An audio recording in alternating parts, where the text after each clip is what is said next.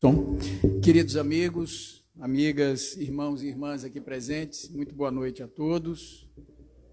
É uma imensa satisfação retornar ao Viana, ajudar nos trabalhos, nas conduções que nós precisamos fazer. Nós precisamos nos doar, servir. Essa é a finalidade máxima do ser humano enquanto espírito encarnado neste orbe divino, lindo, maravilhoso, laboratório, casa de ensino, escola, presídio, hospital, né? Para todos nós, algumas dessas características nós vamos identificar nesse orbe que foi milimetricamente, perfeitamente construído, pensado pelas augustas mãos do Cristo Jesus. Eu acho que não há uma palestra, Eva, que eu não faça, que eu não cite o primeiro capítulo do livro A Caminho da Luz.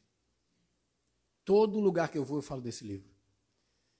Foi um dos primeiros livros que eu li da doutrina espírita e me fez ampliar os horizontes da visão de mundo, terra, orbe, mas de universo, da criação, né? E lá no primeiro capítulo, uma das frases iniciais cita, que eu acho isso tão poético, tão bonito, né?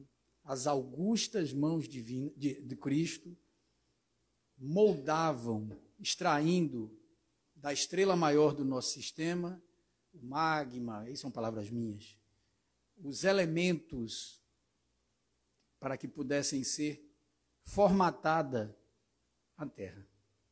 Então, imaginem a dimensão desse ser chamado Cristo, o doce Rabi da Galileia, que passou por um processo de, como tem um cantor da arte espírita, né, o Carlinhos Conceição, que cita lá que ele se encolheu, né, um ser dessa magnitude, desse tamanho, dessa dimensão, assumiu um papel muito humano, né, para dar a face divina para o ser humano, né? Trazendo nele esse conceito de amor, de caridade, enfim. Então, que privilégio que nós temos um Cristo Jesus como nosso norte, nosso orientador, nosso guia. E quando eu pensava no tema, Eva, não só para essa palestra, aqui no Viana, mas você pega um tema, a gente é convidado, né? E aí eu já faço uma vírgula para fazer o agradecimento em nome da Federação Espírita Paraibana pelo convite, por estar aqui presente, né, representando aquela casa. Eu trabalho voluntariamente já há alguns anos, faço parte da diretoria da Federação e a gente está num momento muito feliz de renovação de conceitos, de atitudes, de ações, e muito voltados para a unificação no termo claro da expressão, para que a gente possa, de fato, não que não viesse sendo feito isso, viu? De verdade. Mas com ares mais... Né, o Neto Batista, o nosso presidente atual, tem uma dedicação, tem um trabalho, tem uma mente muito voltada para esse processo de unificação, e eu fico muito feliz sempre que posso representar a federação nos momentos que a gente está tomando a expressão da fala. Eu costumo comentar isso, como a gente está vivendo um momento muito feliz, longe ainda do que a gente pode chegar de potencial, mas buscando mesmo de cada vez mais estar mais próximo das casas espíritas em cada região do Estado. Levar, de fato, a federação para cada recanto, não só para da região metropolitana, porque aqui é mais fácil pela localidade, pela localização, né? O braço da federação está aqui. Mas a gente fala de Cajazeiras, fala das regiões do Alto Sertão, as regiões mais distintas, mais distantes, e a gente busca de verdade fazer esse trabalho de levar a federação, ela ser sentida. E eu ouvi de uma coordenadora de uma das regiões distantes, né, do nosso trabalho federativo, aqui da região, de uma região bem distante daqui, ela disse assim, Neto, direção, eu estou sentindo que a federação está na esquina da minha casa. E ela falando isso lá no extremo do Estado. Isso é muito bom de ouvir. E eu agradeço ao amigo e irmão Neto Batista pelo trabalho que vem desenvolvendo. Mas, voltando ao tema da noite, quando na sequência das palestras que eu venho fazendo com esse tema, um olhar sobre o homem de bem, um entendimento dessas características, vou passar aqui as minhas percepções pessoais a respeito da leitura, quando fiz a primeira vez. Tem algumas situações interessantes de ouvir sobre isso, eu acho que se replica para muitos de nós, o meu caso não foi isolado. Quando eu pensava nisso, nos veio a notícia, nessa semana, do desencarne de um enorme, de um gigante ser humano. Não só espírita, não só brasileiro, mas de uma pessoa, muito grato, irmão, de uma pessoa de uma grandiosidade emocionante. Isso nos abalou, porque a gente teve o privilégio de conviver aqui na Federação Espírita Paraibana, na Paraíba, diversas vezes com Divaldo Franco, inúmeras vezes, né? Todos os convites feitos ao longo dos inúmeros anos que ele esteve conosco, nas gestões de Raimundo, né? Nosso querido irmão Raimundo, ex-presidente da Federação, hoje procurador da Federação. Mas isso foi um dia desse.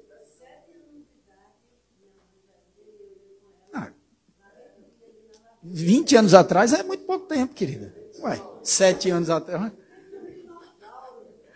Então, esse tempo que o Divaldo esteve caminhando conosco, trazendo a luz da doutrina espírita com a sua oratória peculiaríssima, com o seu sorriso encantador, marcou muito a Paraíba. E o bom é saber que, de uma forma muito genuína, né, que muito nos orgulha, ouvimos ele pronunciar que a Paraíba marcou muito ele. Pela atitude da pequenina e corajosa Paraíba nas ações federativas, por trazer a arte tão belissimamente representada pelo Infinito Bem aqui, além de tantas outras atividades aqui do Viana. Então, ele comentava isso, né, da força do movimento paraibano, do carinho que ele tem por essa terra, que ele tem, né, continua tendo. Então, muito nos orgulha isso. Quando a gente soube, eu estava até numa reunião da diretoria, e aí surgiu notícia, Marcel Mariano comunica, fala para mas desencarnou? Não, ainda não. Aí o irmão responde, não, ainda não, ele está ainda com fio de esperança, aquela coisa. E aí, quando saiu a definição ali pelas 21 horas e 45 minutos, aquilo deu uma abalada, né? Porque a gente sente mesmo que a gente... É o momento da passagem, é muito querido e tal, mas a gente sente uma perda, é um ser muito íntimo nosso, né? E aí, eu tinha agendada, como tenho, palestras falando sobre o homem de bem. E ontem eu fiz a palestra no Centro Espírita Divaldo Franco, o Centro Espírita mais novo aqui da cidade, mais recente, mudou de sede, né, de localização, era no 13 de maio, agora está ali na comunidade São Rafael, aqui perto da Rádio Tabajara, naquela descida ali. E aí, eu falei assim, gente, eu preciso homenagear Divaldo, né, minimamente. Vou mudar o tema, vou falar sobre ele, vou trazer, vou pensar em alguma coisa. E ali parei, aí, em 2 minutos que eu parei para falar sobre isso, eu olhei o título da palestra. Um olhar sobre o quê? Preciso mudar o tema da palestra para falar sobre isso. Falar sobre o homem de bem é falar sobre características de Divaldo. Então, não é a mudança do tema, não é... A palestra não gira em torno de Divaldo, mas traz as características que nele a gente encontra. E aí eu entro de vez no assunto, né? Porque quando eu fiz a primeira leitura, quando eu adentrei na doutrina espírita, quando eu fui tocado pela doutrina, sempre fui curioso, sempre gostei muito de ler, sou um leitor assíduo, somos eu e Paulo Iocanã, que também é muito conhecido dessa carta, mas Paulo Iocanã é conhecido feito farinha em feira, né, aqui no estado. Paulinho e eu somos os representantes daqui, digamos assim, os coordenadores do projeto Clube do Livro aqui na Federação. Então, eu tenho a maravilhosa obrigação, que não encaro como obrigação, né? Isso para mim é ótimo, de ler um livro, pelo menos um por mês, porque a gente faz um programa chamado Por Dentro da Obra, que discute com o autor do livro entregue no mês anterior.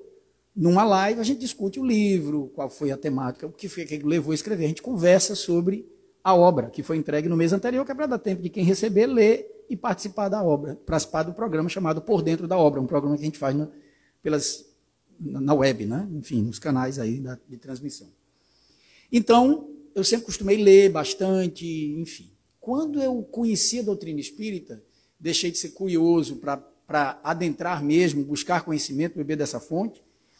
É natural que a gente queira engolir os livros, os conhecimentos, e aí você pegava tudo, eu lia, sabe, a codificação eu lia de manhã, quando tinha tempo, né, assim, livro dos Espíritos, aí parava aqui, aí agora eu vou pegar o Evangelho, aí depois era Céu e Inferno, depois... Eu queria consumir aquilo, porque parecia que eu tinha descoberto um tesouro, e de verdade descobri. Mas eu queria absorver aquilo para que a transformação fosse... Agora estou renovado. Agora eu sou espírita, né? Agora eu estou no jogo da evolução. E a maturidade, a serenidade, o conhecimento a respeito da doutrina espírita vai lhe serenando os pensamentos e fazendo entender como é que eu sou co-criador do ambiente aonde eu estou inserido. E se Deus, na sua infinita grandiosidade, no seu infinito bem,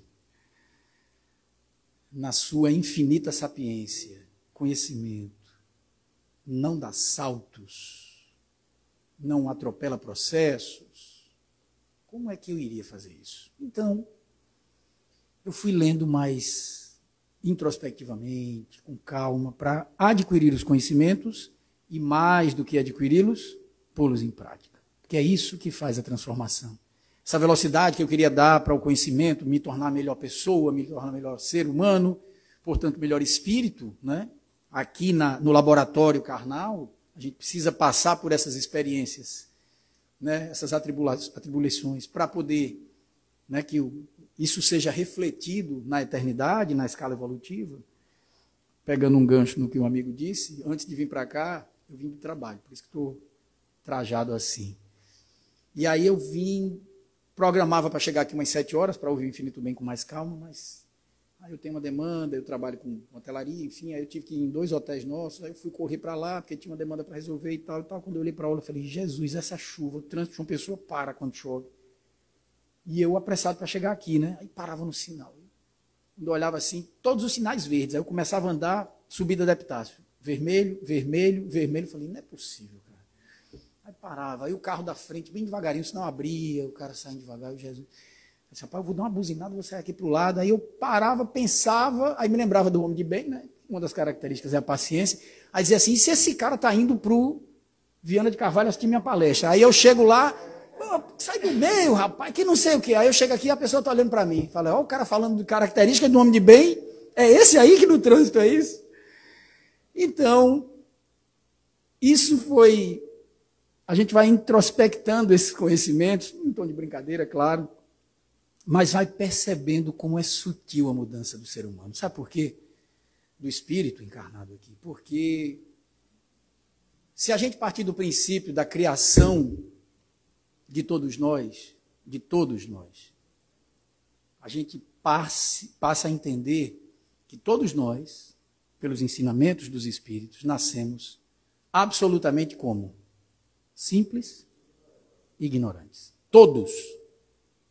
Divaldo Pereira Franco, um homem de conhecimento, de amor, de caridade, de solidariedade, de humanidade, de tudo que a gente pode citar como uma característica de bem, de um homem de bem. Divaldo Pereira Franco. Eu não estou falando de Cristo, não estou falando de Divaldo, um contemporâneo nosso, aqui do lado, ali, né, em Pau da Lima, ou aqui aqui quando vim para cá, enfim. Se ele tem todas as características, um dia, volto a dizer, não estou indo longe, estou falando em Divaldo, foi simples e ignorante. Esse conhecimento que ele adquiriu não foi no estalar de dedos. Deus não cria ninguém com merecimento acima do outro. Ninguém nasce pronto. Todos nós surgimos da mesmíssima maneira. E voltando ao primeiro capítulo do livro, olha eu de novo falando, A Caminho da Luz, aquele mesmo capítulo que fala dessas mãos augustas que criaram o orbe terreno, né, com os alquimistas celestiais, olha que coisa linda, trazendo todos os colaboradores, a pleiade de espíritos extremamente elevados, com conhecimentos da alquimia celestial, olha que coisa poética, a preparar o orbe em 7 dias, como alegoricamente é falando? Não, gente. Milênios. E aí, primeiros seres vivos, protozoários que vão chegando, e aí as experimentações, as espécimes que já habitaram, que Eva quis dizer que era da época dela, mas não é, os dinossauros, e aí não se adaptaram, e aí ou foi o meteoro, mas é o processo, desculpa, é o processo natural de maturação, de crescimento, de surgimento, de crescimento, de maturação, de decêncio e finitude material. E aí, nova vida se forma a partir daquele instante. É assim conosco, é assim com os orbes, é assim com o universo. Então, lá no capítulo A Caminho da Luz, o primeiro, cita, além desse processo da alquimia celestial, de Jesus comandando essa pleiade de alquimistas, cita o que eu também acho belíssimo quando ele fala, que essa formação da Terra, que levou muito tempo para chegar à condição que está aqui agora, que também terá seu momento de ápice, que também viverá o seu momento de alteração, de regeneração, como estamos vivendo, tudo isso encadeado por esse pensamento divino que não dá saltos, não foi criado ali de ponto. Então, quando eu me ancoro em informações como essas dos Espíritos, citando esse conhecimento que leva tempo para maturar, que leva tempo para desenvolver, quando eu trago isso da dimensão maior para a nossa, para a microvisão de cada ser, de cada elemento que aqui chega, a gente vai entender que as características citadas, que eu as lerei aqui algumas para não assustar, porque eu me assustei quando eu li a primeira vez, elas são inerentes a todos nós. Elas estão no nosso íntimo. Elas já fazem parte do nosso ser. Porque quando a gente vê as características do homem de bem, primeira vez que eu fiz a leitura, eu parei, li de novo, porque cada vez que você lê, você tem uma nova visão sobre, né, o Evangelho, sobre o Pentateuco, sobre as... Então, quando eu li umas 3 vezes, li 4, eu disse, rapaz, é isso mesmo, gente? Será que não estou captando alguma coisa aqui? Eu vou ser isso aqui? Eu tenho que ser isso aqui? Eu vou ler algumas características daqui a pouco. E aí, assim, na 5ª vez que eu fiz a leitura, eu parei, meditei e filosoficamente, de verdade, assim, puxei a minha verve filosófica para dizer assim, gente, eu estou lascado. Porque isso aqui eu não vou alcançar. Para ser um homem de bem, e entendam, claro e obviamente todos aqui sabem, não é gênero, né? É um ser humano de bem que obviamente reveste-se, um espírito revestido da carne como ser humano, mas espírito de bem, com características de uma pessoa de bem.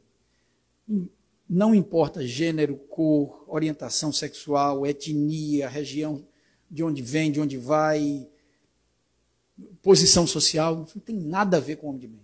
Nada a ver. A religião, o credo que tem para si, nada a ver.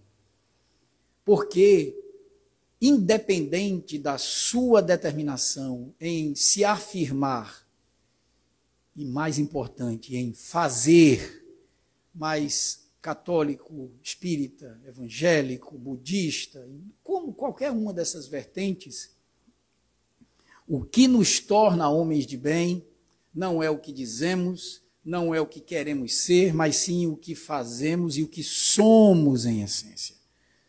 Tá? Portanto, quando eu vi essas características, que começa que você precisa cumprir a lei de amor, de justiça e caridade.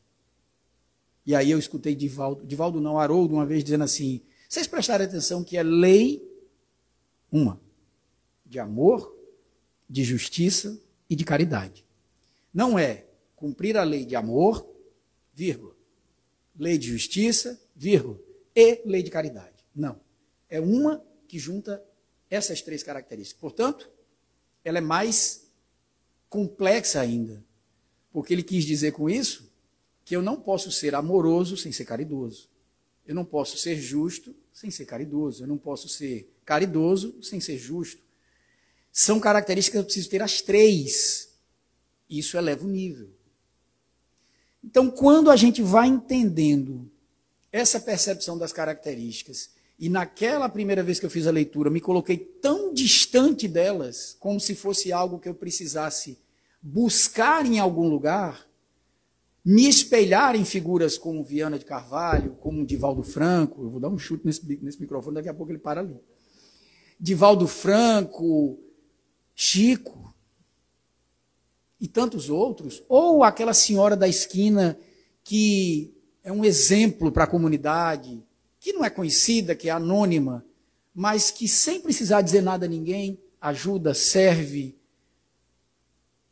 É uma característica de uma pessoa de bem, e eu não preciso saber se ela é preta, branca, azul, verde, se mora num bairro A, B ou C, ela é uma pessoa de bem, porque ela faz e exerce as características de uma pessoa de bem. Quando eu me espelho em pessoas assim, geralmente a gente se espelha nos vultos, né, nos grandes, parece que são características que eu preciso ir buscar em algum lugar.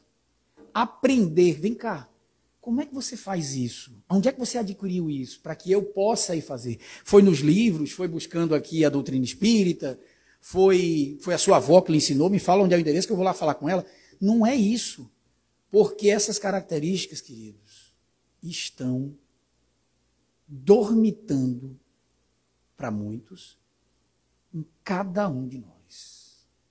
E a prova clara e cabal disso é, nós somos filhos de uma energia, de uma força primária, motriz de tudo, de um Deus criador, incessantemente trabalhador, criador, incessantemente amoroso, justiça, bondade, caridade, tudo isso, as mais elevadas características desse ser, sim. Aí sim, a perfeição. Divaldo não é perfeito, Viana não é perfeito, Chico não é perfeito. Perfeito é Deus em sua plenitude. A relatividade na perfeição desses seres que são norte para a gente.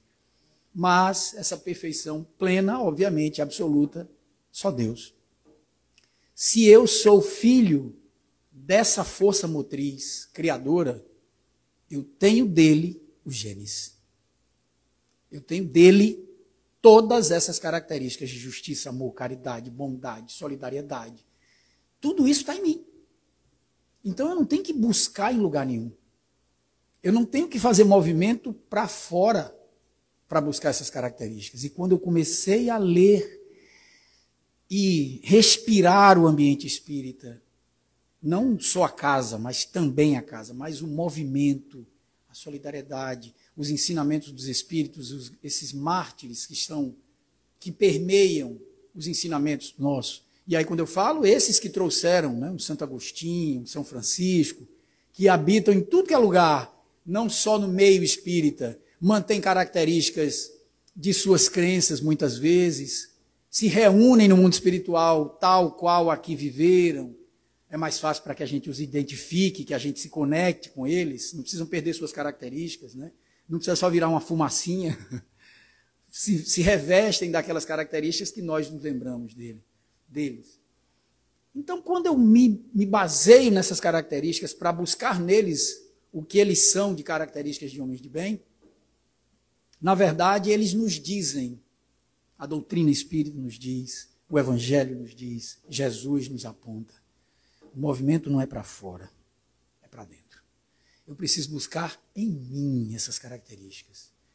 E características que estão arraigadas ali, prontas para, chegar o adubo certo, chegar a fonte, a água de beber certa, para que isso germine. E aí, esse jardim interno começa a florescer.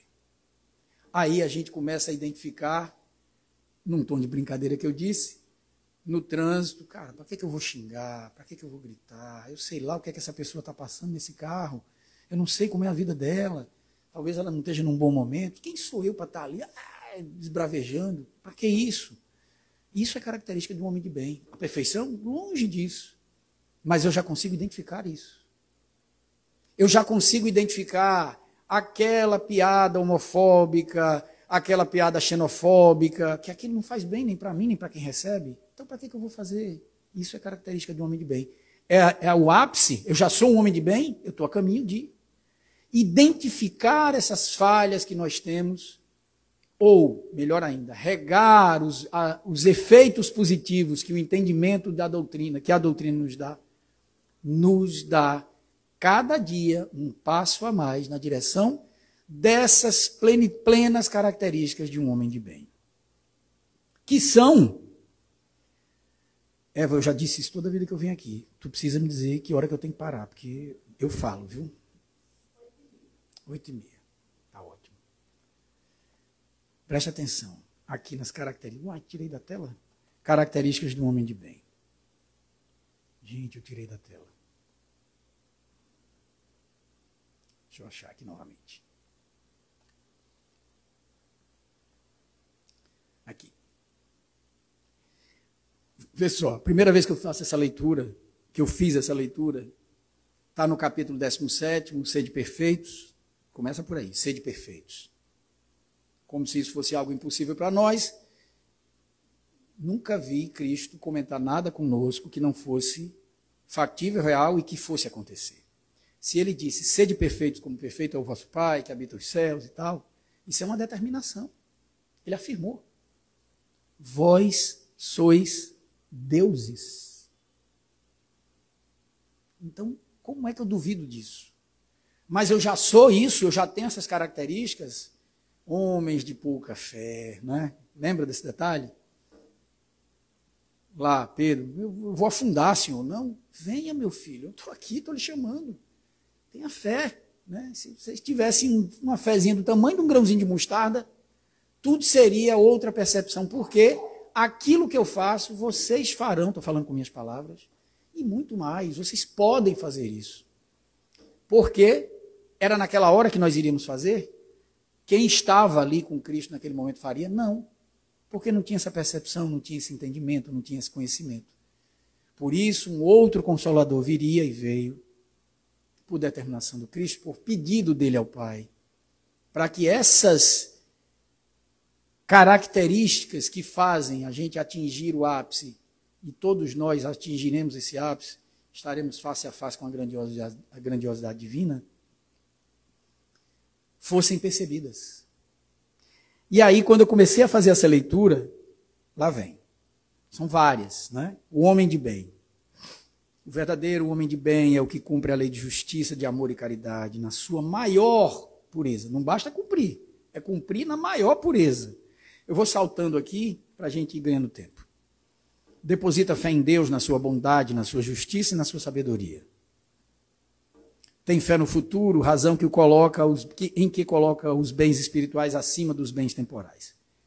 Veja, tem fé em Deus, entende que a materialidade é absolutamente passageira, não é característica que me faz ser melhor do que ninguém, é um instrumento para que eu evolua. Portanto, são coisas que todos nós aqui compreendemos claramente. Tem nada aqui fora do padrão. Sabe que todas as vicissitudes da vida, todas as dores, as decepções são provas ou expiações. é possuído do sentimento da caridade, do amor ao próximo, faz o bem pelo bem, sem esperar paga alguma. Essa característica aqui eu queria comentar algo interessante. Eu acho que muita gente aqui já deve ter visto. Tem um vídeo muito comum hoje na internet, em que, num podcast, o cara comenta lá, uma pessoa, desculpa, não vou lembrar os nomes, ele comenta que uma determinada universidade dos Estados Unidos fez um estudo profundo, né? Ou seja, é a ciência corroborando com as informações espirituais, melhor dizendo. O que, no início dos tempos da doutrina espírita, foi muito contestado, né? Chico, no próprio livro A Caminho da Luz, foi defenestrado por equipes médicas, por médicos, que ali, no Caminho da Luz, ele cita a formação do orbe, a formação, né, a criação de como é que o globo terreno foi formado, toda essa alquimia celestial, ele sai do macro, vem para o micro. Ele fala da formação celular, como se dá o núcleo de célula. Chico, 1940, né, na linguagem, no linguajar mineiro, um capial, uma pessoa com uma formação intelectual mínima, falando sobre isso. E, obviamente, a crítica veio pesada em cima, né? E quando ele citou a questão da formação da Terra, era um visionário, era um louco, foi citado assim por muitos, né? E aí, quando ia para a medicina, falando da formação nuclear, o núcleo celular tem isso, linguagem que eu não lembro aqui agora, médicos, né? Comunidades médicas eram assim, está comprovado o charlatanismo, que não é assim, a célula não tem essa formação, né? Porque o conhecimento médico da época tinha uma visão diferente. Tinha uma visão, não, tinha uma constatação diferente. E aí, adivinha, anos depois, o que é que a ciência atesta? As informações trazidas sobre célula por Chico e outros médiuns eram exatamente o que é. Anos e anos depois. Ou seja, a ciência corrobora, a ciência anda aliada da doutrina, porque a doutrina espírita são informações de espíritos de escola. Não é invenção de ninguém. Mas, essa universidade, nesse podcast, o cara está conversando, e ele fala assim, olha, a Universidade X e tal, fez um estudo profundo sobre a ocitocina. Né? Não sei se tem alguém da área médica aqui, eu não sou, estou longe disso, mas eu vou falar aqui com o que eu me lembro. Que é o hormônio, vulgarmente chamado hormônio do amor, né? Das conexões amorosas. A mulher produz em abundância, é produzida na hipófise, ela se irradia pelo corpo, é o que dá, por exemplo, ela é descarregada na mulher no ato do parto, né? E aí até o rapaz do podcast faz assim, isso explica muito no momento de dor, de sofrimento físico, né? Quando é um parto natural, mas mesmo num parto cesáreo, você tem ali toda uma conjuntura, você está anestesiada, mas tem toda uma conjuntura esquisita, né? Você está ali, não é uma situação confortável e, naturalmente, a mulher é tomada por um êxtase, né? Se é parto natural, você tem um momento ali da dor e tal, mas aquilo é absolutamente suplantado pela sensação do nascimento, da vida. Isso é a ocitocina. E também responsável por diversas outras ações de conexões, de amorosidade, quando você se sente bem. E aí, nesse podcast, o cara cita assim, que um determinado cantor, ele nem cita lá quem estava, não sei porquê também, estava numa fila do Starbucks, que é uma cafeteria conhecida, americana, que tem aqui no Brasil e tal, estava lá na fila, no drive-thru da vida, esperando, aí ele foi tocado, não sei porquê, e disse assim, cara, eu vou pagar a conta, o café, seja lá o que a pessoa que está atrás de mim vai pedir. Vou pagar, estou com essa vontade, né? E se sentiu super bem por isso. Pô, que coisa, que sensação boa. Chegou para a caixa, na hora que chegou lá no caixa, disse, olha, está aqui o meu, eu quero isso, isso. É o seguinte, você vai me dizer qual é o custo da pessoa que está atrás e eu vou pagar. Só não quero ficar aqui para pagar na frente dela, mas não se preocupe que eu vou pagar. Você pode dizer para ela que essa pessoa está paga. Era uma senhora que estava atrás. Tá bom. Então a sensação dele foi maravilhosa por estar fazendo isso. Ele falava isso sorrindo, feliz da vida. A pessoa que foi lá, que estava atrás, foi fazer o pagamento. Ué, está pago. Ah, isso avisa para ela que ela é uma pessoa muito amada. Nunca viu na vida. E aquilo foi uma sensação de alegria. A pessoa riu, ah, meu Deus, quem é? E aquela, bacana. E foi embora. Ele pagou. E aí a menina do caixa, a pessoa do caixa, ficou super feliz. Olha que coisa boa que o senhor fez e tal e tal. E aí ele quis dizer com isso que isso era... O estudo comprovava que essa cena comprovava o poder contagiante da ocitocina, que irradia de si para o próximo por osmose, porque não sai nada. Eu não tenho, a não ser a energia, a vibração. E a gente sabe isso naturalmente. Um passe é uma transferência de energia.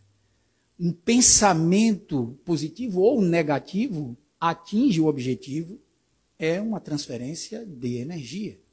E a ocitocina, quando é descarregada no corpo, lhe dá essa sensação de bem-estar, de bondade, de carinho, estou dizendo que eu vou bater nisso, de amor, de, sabe? E ele contagia, porque a pessoa que quis fazer foi contagiada, a pessoa que recebeu foi contagiada, e a pessoa que presenciou foi contagiada.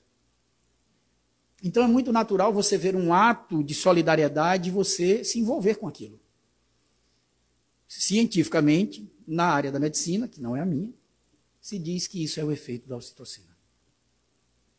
E aí essa mesma pessoa cita que em determinado outro dia, esse mesmo cantor estava em uma determinada cidade, lá num café, e aí ele estava nesse café lembrando desses atos, enfim, passou a ser, acho que, adepto dessa prática de fazer o bem sem esperar um agradecimento nem nada, né? E aí ele estava nesse café e ele viu entrar 3 senhoras nesse café. Quando ele viu essas 3 senhoras, ele estava saudoso, porque ele havia perdido a mãe dele há 10 anos atrás.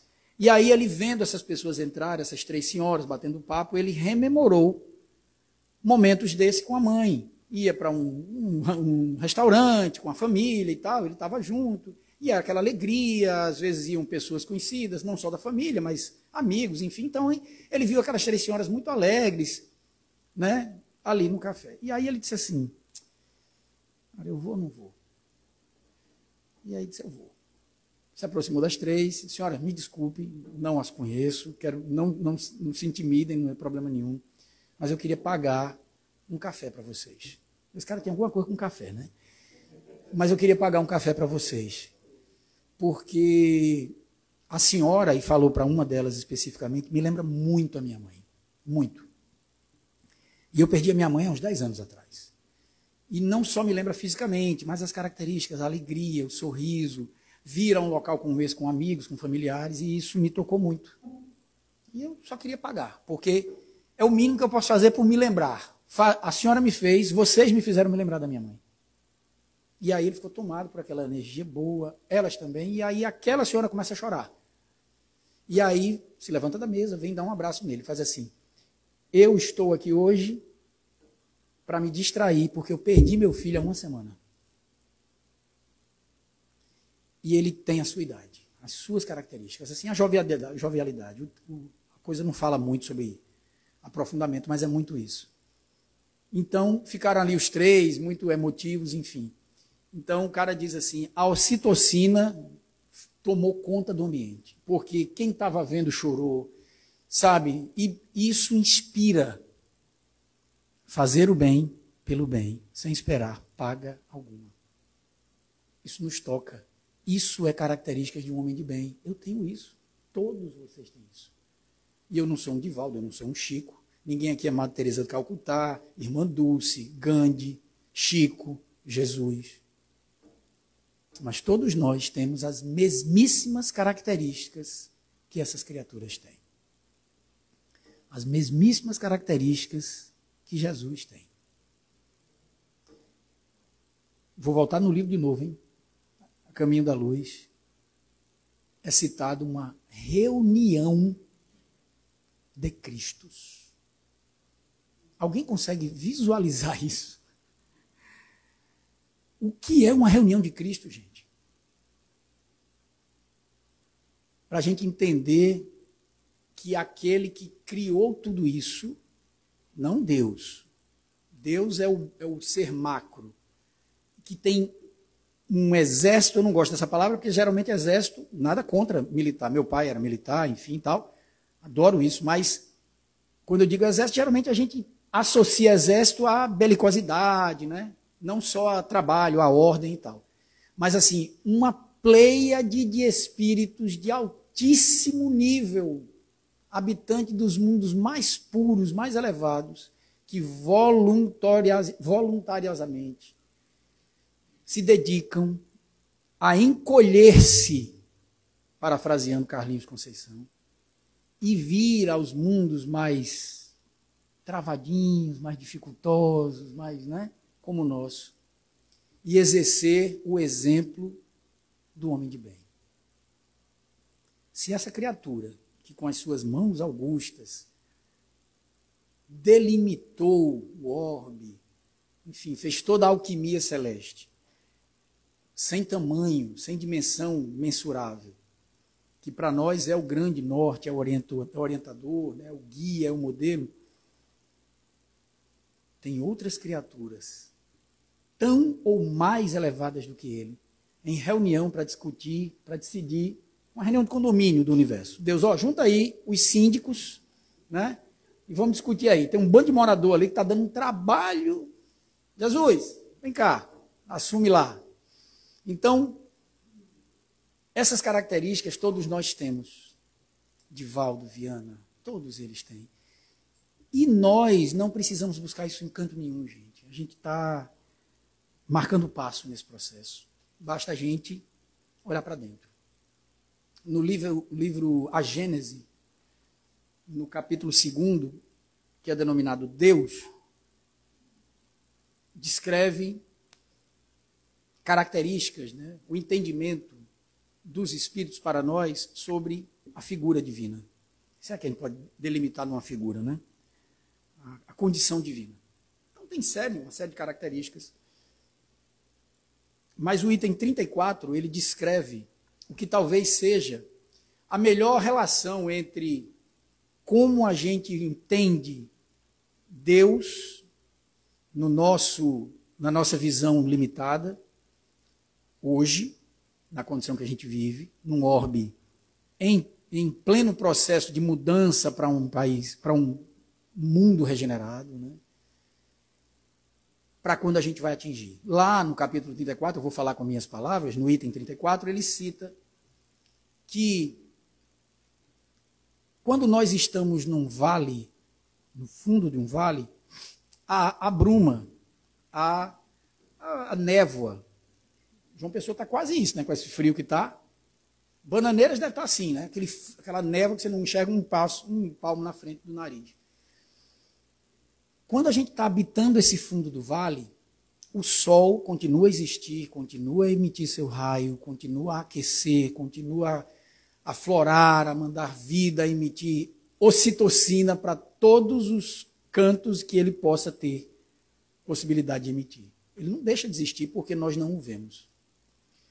Mas quando a gente começa a fazer o movimento de galgar ali naquelas pedras, nos degraus, a saída desse vale, e essa bruma vai ficando menos densa, vai aclarando, vai se dissipando e a gente vai conseguindo enxergar, a gente percebe o sol, que nunca deixou de existir, com mais profundidade, com mais clareza, com mais calor.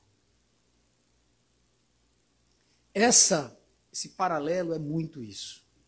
Nós estamos numa condição de não enxergar ainda, muitas vezes, esse sol, que é o amor divino. Essa irradiação que chega na gente, mesmo que a gente não perceba, mas aqui está. E são esses raios assim que vão tocando essa floresta interna, esse jardim ainda mal cuidado nosso, desses germens que eu tenho, que eu carrego comigo, desde a minha formação de simples ignorante. Está tudo aqui. Está aqui, nessa compleição esquisita que vos fala. Esteve nas outras reencarnações minhas, em minhas outras figuras, quer seja nesse orbe, quer seja outro, estarão quando eu tiver na condição de anjo. Um dia todos nós seremos anjos. Qualquer um. Aquele ser mais vil, mais grotesco, também chegará a isso. Lembremos, Jesus veio como pastor de todas as ovelhas e nenhuma delas ficaria para trás. Ficará para trás. Cada uma tem o seu tempo de despertar. Quando a gente sair desse fundo do vale e irmos atingindo os picos da evolução, as montanhas de dificuldades sendo superadas, os apulpos de ódio, de rancor, que formam essas montanhas imensas, que se a gente tiver uma fé do tamanho de um grau de mostarda, a gente tira todas elas da nossa frente. Não é um trabalho fácil, nós somos fruto de um trabalho milenar. Milênios para chegar até hoje. E outra caminhada imensa para frente ainda. Sempre, degrau por degrau, subindo, saindo desse fundo do vale tenebroso, ainda muito grotesco, para que a gente possa sentir, respirar, ser alcançado de forma mais efusiva por esses raios que nunca deixaram de chegar até a gente. Nunca. Só não eram percebidos. E aí, quando atinge, a gente vai, opa, eu sou mais caridoso hoje. Opa, eu já não cometo essa falha que eu fazia antes. Opa, eu me sinto com mais ocitocina. Isso vai dando o tom das características do homem de bem que estão em mim, que eu estou aflorando, que eu estou fazendo ganhar vida, ganhar corpo. E, obviamente, isso não se dá num salto. A natureza não dá salto. Como eu disse, Deus não criou ninguém. Pronto. Todos esses Cristos passaram pelo mesmo processo que eu. Só que muito mais evoluídos, muito mais desenvolvidos para atingirem a magnitude do amor, da caridade, da bondade que tem hoje. Mas a gente chega lá. Está determinado. Isso é uma característica, não é uma incógnita dada por Cristo, isso é uma definição. Basta a gente realmente fazer a viagem para dentro. Para isso a gente tem espelhos, né? A gente tem pessoas, aí eu volto à figura do Divaldo, que realmente exemplificam isso. Na sua, parece uma loucura dizer isso, na sua pequenez. Óbvio, Divaldo é muito pequeno ante Jesus. Chico é muito pequeno ante Jesus. Mas são tão grandiosos para a grande maioria, a imensa maioria, quase que a totalidade dos habitantes daqui, que sim, são para nós todos grandes exemplos de homens de bem. Eu encerro lembrando uma poetisa chilena. Eu tenho aqui anotado em algum lugar o nome dela. Gabriela Mistral. Gabriela Mistral tem uma frase que diz assim. Antes da frase, eu vou contextualizar com as minhas palavras. Não perguntei a ela, mas acho que ela quis dizer isso. Nós somos seres sociáveis. Ninguém está aqui para ser só. Quando se diz que a evolução ela é pessoal, e é. Quando se diz que o crescimento ele tem que ser seu, eu tenho que querer. Não adianta paredes, não adianta instituições, não adianta rótulos, não adianta determinações por decreto, por lei, por quem quer que seja, me dizendo ou me tornando, alguém me tornando, ou algo me tornando uma pessoa de bem. Não adianta. Eu posso ter todos os títulos de homens de bem que a terra pode me dar.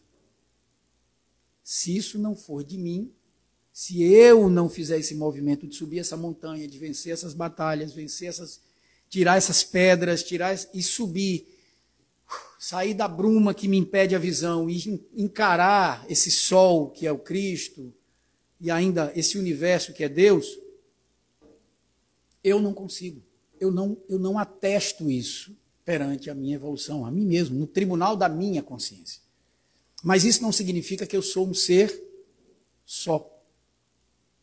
Eu preciso, para isso, exercer isso que a ocitocina faz com a gente. Eu preciso exercer essa caridade, a bondade, porque é o laboratório que eu estou para isso. Todos que aqui estão, todos que aqui estiveram, precisaram passar por todos esses processos. Chico, com todo o problema de glaucoma, de angina, toda aquela dificuldade, Arigó, né? José Arigó, vejam o filme Predestinado, que é lindo, maravilhoso, de um grande médium de cura brasileiro, um fenômeno mundial,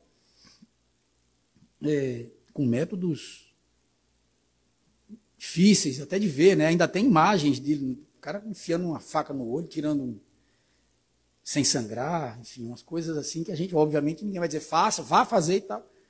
Mas é óbvio que ali estava, e mais de 2, segundo relatos, mais de 2 milhões de pessoas foram atendidas por Arigó. Arigó se ofereceu a Chico. Chico, vamos curar isso, cara. Dr. Fritz, resolve seu problema de glaucoma, sei lá, ou o que você tenha. Chico disse, não, eu preciso passar por isso. Se eu tenho essa característica, eu preciso passar por isso. É algo que eu preciso depurar. Então, passar pelos processos que nós passamos, a dificuldade que nós temos, faz parte do processo evolutivo. São essas pedras que a gente precisa ir, sabe, feito Homem-Aranha, subindo ali para poder respirar a bruma, tirar essa bruma que ainda nos cega. E aí a Gabriela Mistral comenta sobre, nessa frase que eu vou dizer agora, eu acho que ela faz uma síntese muito importante disso tudo. O crescimento, a evolução, ela é individual. Eu preciso querer, eu preciso fazer, eu preciso demonstrar que eu quero, eu preciso ter força de vontade. Mas eu não faço isso só. Eu preciso da mão de alguém. Eu preciso da mão do meu lado para me amparar. Eu preciso da mão que está abaixo de mim para que eu possa também trazer para junto de mim. Eu preciso da mão que está acima de mim para me ajudar a subir. Portanto, eu preciso estar cercado de pessoas para isso. Porque nessas pessoas eu encontro homens de bem, eu encontro Deus. Já que todos nós temos a característica divina, é nessas ações mútuas que a gente, de fato, encontra Deus. E aí Gabriela Mistral diz a seguinte coisa: procurei a Deus e não o encontrei. Eu procurei a Deus e não o encontrei. Procurei o meu próximo e nos encontramos, os três. A gente precisa exercer as características do homem de bem com o próximo. Não adianta eu falar que eu tenho, eu achar que eu tenho. Para eu saber se eu já tenho, em que nível eu tenho, eu preciso fazer. E eu só consigo fazer isso com o próximo. E aí, finalizando aí pelo tempo, vamos voltar à figura que eu quero muito homenagear na noite de hoje, que é Divaldo.